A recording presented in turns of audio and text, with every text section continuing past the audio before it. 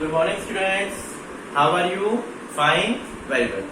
चलिए बेटा, हम लोग कर रहे थे चैप्टर 4 डिमांड। कल हम लोगों ने लास्ट टॉपिक किया था law of demand. I hope कि कल वाला टॉपिक आपको बहुत अच्छे से समझ आ गया होगा। लॉ ऑफ डिमांड क्या कहता है? Price rise, demand fall. Price fall, demand rise. Other thing remain constant. बाकी चीजें क्या रहेगी? कांस्टेंट रहेगी। अगर गुड्स के प्राइस इंक्रीज हो जाएंगे तो डिमांड कम हो जाएगी, प्राइस कम हो जाएंगे तो डिमांड इंक्रीज हो जाएगी। ये हमारा कौन कहता है? लॉ ऑफ डिमांड ऐसा कहता है। ठीक है बेटा, चलिए आज हम नेक्स्ट टॉपिक कर रहे हैं आगे से एक्सेप्शन ऑफ लॉ।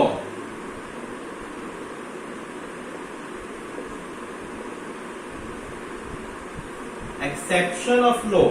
एक्सेप्शन का मतलब होता है अपवाद, अपोजिट, अगेंस्ट। ठीक है, इस लॉ ने क्या बोला था कि प्राइस राइज, डिमांड फॉल, लेकिन कहता है कुछ चीजों में ऐसा नहीं होता, कुछ चीजों में इसका अपोजिट होता है। यानी एक्सेप्शन मतलब अपवाद, अपोजिट। ये लॉ कुछ केस में अपोजिट है, यानी कुछ जगह पर ये लॉ अप्लाई नहीं होता। That is called exception of law of demand. वो जगह कौन कौन सी है, वो पॉइंट कौन कौन से हैं? फर्स्ट वन है गिवन गुड्स। कौन से goods? Given goods. Given goods बोलते हैं या इंफीरियर गुड्स बोलते हैं, एक ही बात है। इंफीरियर आपने पहले पढ़ा हुआ है, ठीक है ना, उसी का दूसरा नाम है गिवन गुड्स। तो जो गिवन गुड्स होते हैं, लो क्वालिटी गुड्स होते हैं, उनके केस में लॉ ऑफ डिमांड अप्लाई नहीं होता। अगर सपोज करो गिवन गुड्स के रेट कम कर दिए जाए तो क्या हम लोग गिवन गुड्स करना शुरू कर देंगे? नहीं होगा ऐसा, तो क्योंकि लो क्वालिटी गुड्स हैं, उनके अगर रेट कम कर दिए जाएंगे तो हम फिर भी उनका कंजप्शन इंक्रीज नहीं करेंगे, क्योंकि वो क्या है? लो क्वालिटी गुड्स है। और हम लोग खाने पीने के पीछे कभी कॉम्प्रोमाइज नहीं करते, हम अच्छी क्वालिटी का ही फूड करते हैं, यूज करते हैं। Law of demand does not apply to given goods. जो लॉ ऑफ डिमांड है वो गिवन गुड्स में अप्लाई नहीं होता। Given goods are special kind of inferior goods. The consumer spend a large part of his income on such good. This exception of law of demand was pointed out by Sir Robert Giffen during the early 20th century. Sir Robert Giffen observed that when the price of bread increased, the low-paid British worker purchased more bread and not less of it. The reason given for this is that the British worker consumed a diet of mainly bread, and when the price of bread went up, they were compelled to spend more on given quantity of bread. बहुत ही simple सा बात बोल रहे हैं बंदा, आपको ज्यादा bookish नहीं पढ़ना है। गिवन गुड्स के केस में ऐसा नहीं होता कि गिवन गुड्स के प्राइस अगर कम कर दिए जाए तो उनकी डिमांड बढ़ जाएगी, क्योंकि लो क्वालिटी गुड्स होते हैं गिवन गुड्स। अगर इनके प्राइस ज्यादा हो जाएंगे तो डिमांड कम नहीं होगी। ऐसा क्यों नहीं होगा? क्योंकि मान लो जिस पर्सन की इनकम ही गिवन गुड्स को अफोर्ड करने की है, तो वो गिवन गुड्स को ही अफोर्ड करेगा, चाहे प्राइस राइज हो चाहे प्राइस कम हो। ये मैटर नहीं करेगा कि प्राइस कम होने पर वो ज्यादा परचेज कर ले या प्राइस ज्यादा होने पर कम परचेज करे, ऐसा कुछ भी नहीं होता। गिवन गुड्स के केस में ये वाला लॉ अप्लाई नहीं होता। ठीक है, सेकेंड पॉइंट,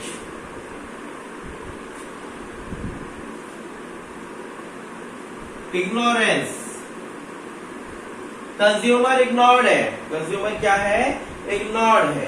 कंज्यूमर इग्नोर्ड है। कंज्यूमर हमेशा ये सोचता है कि जो गुड सस्ता होगा उसकी क्वालिटी लो होगी और जो गुड महंगा होगा उसकी क्वालिटी अच्छी होगी। सो कंज्यूमर लो प्राइस वाले गुड्स के रिगार्डिंग क्या सोचता है कि जिसका प्राइस लो है उसकी क्वालिटी भी लो है। सपोज करो आप लोग मार्केट में कभी किराना स्टोर पर जाना राइस लेने, आप राइस लेने गए हो किराना स्टोर पर, आप उसको कहते भैया राइस देना, तो वो आपको क्या कहेगा? कितने वाला दूं? 70 वाला, 80 वाला, 90 वाला? तो आप उसको कहोगे 90 वाला। क्यों? आपके माइंड में बात आएगी कि जो 70 वाला है वो क्या पाएगा? वो लो क्वालिटी पाएगा। ठीक है, यानी आपने क्या किया? गुड्स की क्वालिटी उसके प्राइस से जज करी कि जो चीज महंगी है वो क्या है? अच्छी क्वालिटी की है। और जो चीज सस्ती है वो बेकार क्वालिटी है। तो आपने क्या किया, इग्नोर्ड है, कंज्यूमर इग्नोर्ड है। कंज्यूमर हमेशा सोचता है कि जो चीज जितनी महंगी होगी उतना ही उसकी क्वालिटी भी बढ़िया होगी। सो इग्नोरेंस के कारण भी ये वाला लॉ अप्लाई नहीं होता। किसी चीज के प्राइस कम हो जाएंगे तो कंज्यूमर ये सोचेगा कि इसकी क्वालिटी लो है और वो परचेज नहीं करेगा, ठीक है। जो चीज महंगी हो जाएगी तो कंज्यूमर सोचेगा अच्छी क्वालिटी है, ज्यादा परचेज करेगा। यानी इग्नोरेंस के कारण भी ये वाला लॉ अप्लाई नहीं होता, ठीक है। अच्छा, नेक्स्ट पॉइंट आपका articles of distinction. Articles of distinction, articles of distinction, इसका एक और नाम बोलते हैं हम प्रेस्टाइज गुड्स। क्या बोलते हैं? Prestige goods, article of distinction, prestige goods, ठीक है। देखिए प्रेस्टाइज गुड्स या आर्टिकल ऑफ डिस्टिंक्शन क्या होता है। अब देखिए एक गाड़ी आती है कितने की, 4 लाख की भी, और एक गाड़ी आती है 1 करोड़ की भी आती है ना, ठीक है।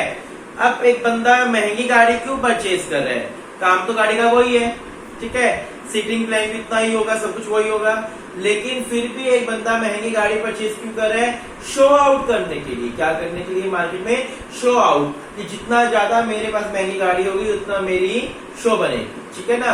Same as it is example और ले, देखो तांबा भी एक धातु है, गोल्ड भी एक धातु है, फिर लोग तांबा क्यों नहीं पहनते, गोल्ड क्यों पहनते हैं? ऐसा तो नहीं है ना गोल्ड पहन के काला बंदा बहुत सुंदर लगे, या फिर एक गोल्ड पहनने से कोई शांति मिलती है या भूकंप लगे, ऐसा कुछ तो नहीं होता। फिर भी लोग गोल्ड क्यों पहनते हैं? क्योंकि गोल्ड महंगा है एज कंपैरिजन टू तांबा। गोल्ड लोग शो आउट करने के लिए पहनते हैं। गोल्ड को पहनने से कोई सुंदर नहीं लगता, गोल्ड को पहनने से कोई मतलब ऐसा नहीं कि बहुत ज्यादा रिलैक्सेशन मिलती है, नींद अच्छी आती है, ऐसा कुछ नहीं होता। सिर्फ लोगों को शो आउट करने के लिए कि मैं कितना रिच हूँ, ठीक है।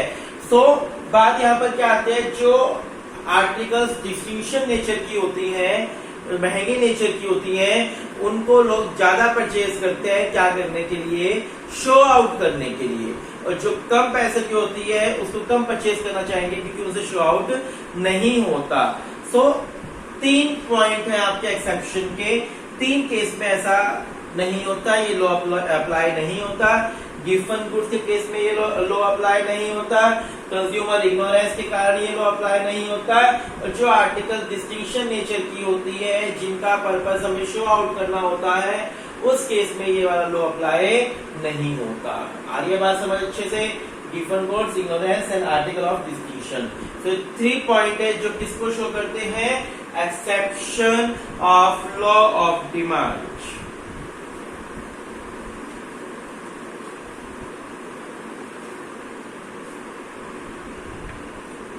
चलिएगा, आपका नेक्स्ट टॉपिक है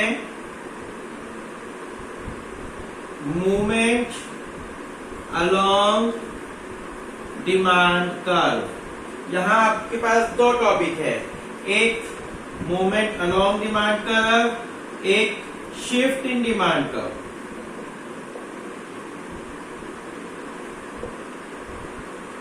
movement along demand curve and shift in demand curve, ठीक है बेटा।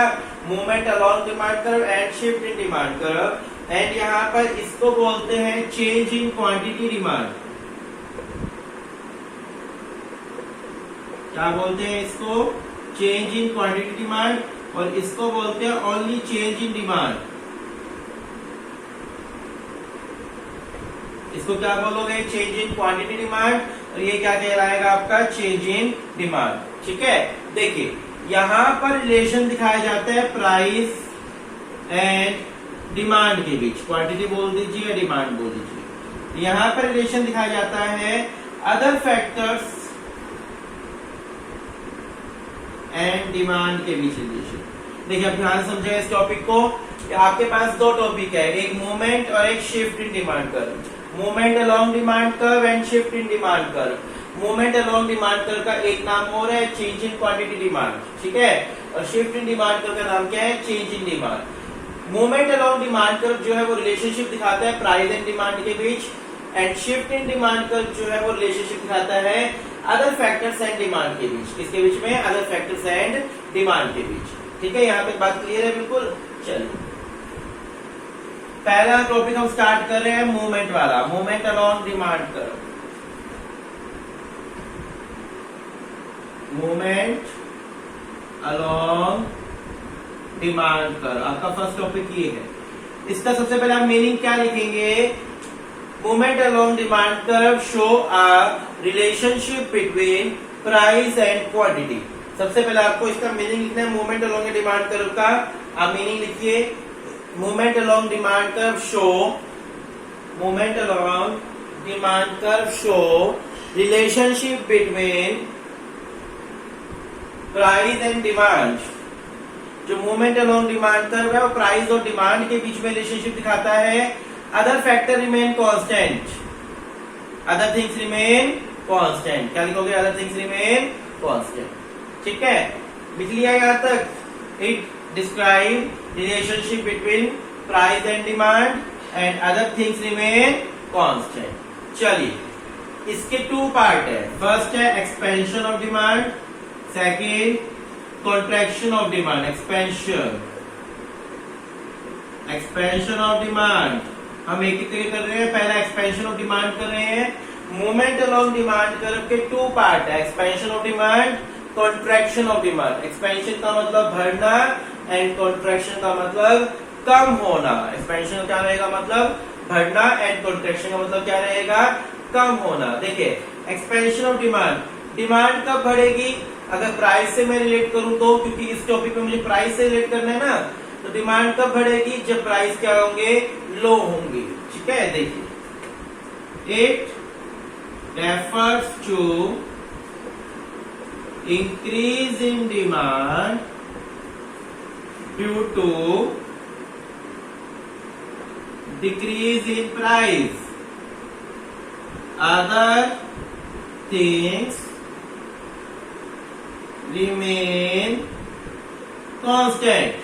देखिए एक्सपेंशन ऑफ डिमांड का मीनिंग देखिए, it refers to, expansion of demand क्या है? It refers to increase in demand, demand increase due to decrease in price. Price decrease होने के कारण जब डिमांड आपकी इंक्रीज होती है तो उसको क्या बोलेंगे? Expansion of demand. Other things remain constant, बाकी चीजें क्या रखोगे आप लोग? कांस्टेंट रखोगे। बिल्कुल क्लियर है expansion of demand. Expansion of demand का बहुत ही इजी सा मीनिंग है इंक्रीज इन डिमांड। एक्सपेंशन का मतलब बढ़ना, इंक्रीज इन डिमांड। अगर मैं प्राइस से रिलेट करूं तो प्राइस क्या कहेगा? Due to decrease in price, due to decrease in price. Other things remain constant, other things क्या रहेगी? इसकी कांस्टेंट रहेगी। क्लियर है बिल्कुल बात अच्छे से? इसके बाद एक्सपेंशन की टेबल देखिए, एक्सपेंशन की टेबल बहुत ही सिंपल सी आपको टेबल बनानी है। एक साइड प्राइस, एक साइड डिमांड।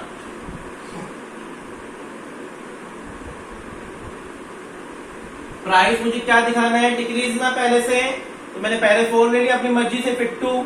डिमांड मुझे इंक्रीज दिखानी है तो 2 और 4 कर दिया। ये आप अपनी मर्जी से कुछ भी ले सकते हैं। यहाँ पर बस ध्यान रखिएगा आपको दिखाना क्या है। यहाँ प्राइस डिक्रीज दिखाना है और डिमांड को क्या दिखाना है? इंक्रीज दिखाना है। इसके बाद आप लोग कर्व बनाएंगे। कर्व को फ्री हैंड कर्व बनाना सीखो, फ्री हैंड कर्व। मुझे क्या दिखाना है? प्राइस मेरा इंक्रीज हुआ या डिक्रीज हुआ? मुझे दिखाना है प्राइस डिक्रीज। पहले ही आपका प्राइस यहां था तो प्राइस डिक्रीज नीचे होगा। मुझे प्राइस डिक्रीज दिखाना है, प्राइस डिक्रीज दिखाना है, डिमांड इंक्रीज दिखानी है। देखो प्राइस मैंने डिक्रीज दिखाया, डिमांड मैंने इंक्रीज दिखा दी। ये आपकी बन गई एक्सपेंशन ऑफ डिमांड की कर्व। फ्री हैंड कर्व बनाना सीखिए, क्योंकि बार बार टेबल यूज करेंगे तो बहुत टाइम वेस्ट होगा। फ्री हैंड कर्व में इजी रहेगा आपको। मैंने कुछ नहीं किया, मैंने प्राइस किया, डिमांड ली, ठीक है। फिर मैंने प्राइस को डिक्रीज दिखा दिया और डिमांड क्या दिखा दी? इंक्रीज दिखा दी। और ये बात अच्छे से मीनिंग हो गया, टेबल होगी, कर्व होगी, देन क्या कर दोगे आप? इसको एक्सप्लेन कर दोगे, ठीक है। नेक्स्ट आपका कॉन्ट्रैक्शन ऑफ डिमांड। अभी आप एक्सपेंशन पढ़ रहे थे, आपने एक्सपेंशन ऑफ डिमांड पढ़ा, अब आप पढ़ेंगे कॉन्ट्रैक्शन ऑफ डिमांड।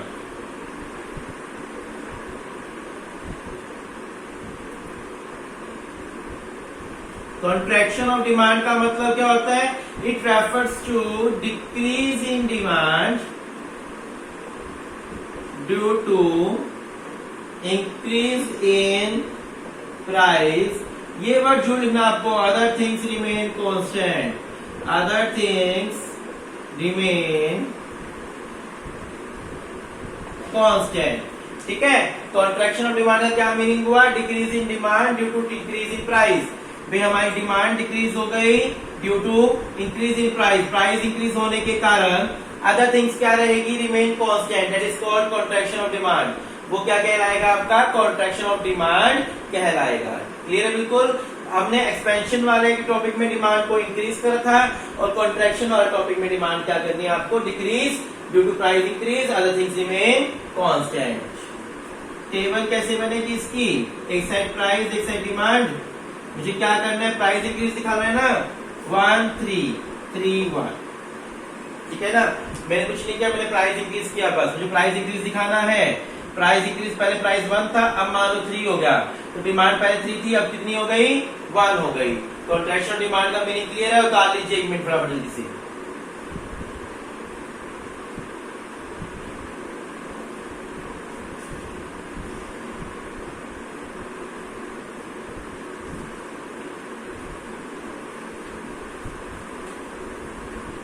इसके बाद क्या बनाओगे? कर्व। यहाँ प्राइस, यहाँ क्वांटिटी, ये आपका पी क्यू। मुझे प्राइस इंक्रीज दिखाना है, प्राइस इंक्रीज ऊपर की तरफ होगा और डिमांड डिक्रीज दिखानी है मुझे, P1 क्या होगा?